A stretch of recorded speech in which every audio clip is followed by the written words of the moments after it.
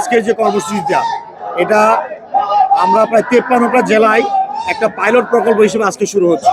কিশোরগঞ্জ জেলার নিকলি এই আরিবিল খাল উদ্বোধন হচ্ছে। এটা একটা পাইলট প্রকল্প। আমরা 5 বছরে 20,000 কিলোমিটার খাল খনন করব। প্রকৃত অর্থে খাল খনন করাটাই আমাদের উদ্দেশ্য, শুধু একটা নিছক একটা কর্মসূচি নয়, লোক দেখানো নয়।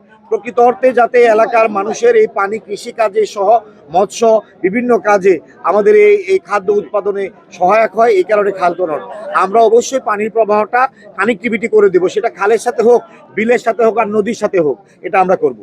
অবশ্যই আছে, খাল তো আসলে সরকারি জায়গায় খাল, তারপরেও এটা চর জায়গার কারণে, পানি না থাকার কারণে আমাদের কৃষক ভাইরা সেখানে সময় সময়ে ফসল ফলায়, তারা সেই ফসল ফলিয়ে তাদের জীবন জীবিকা নির্বাহ করে।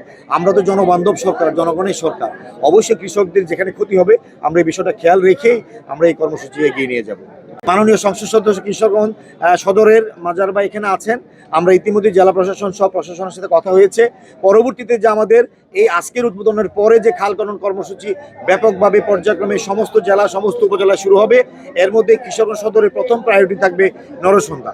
অবশ্যই আমরা এটাকে আবার সেই প্রাচীন, সেই আগের রূপে আমরা ফিরিয়ে দিতে চাই।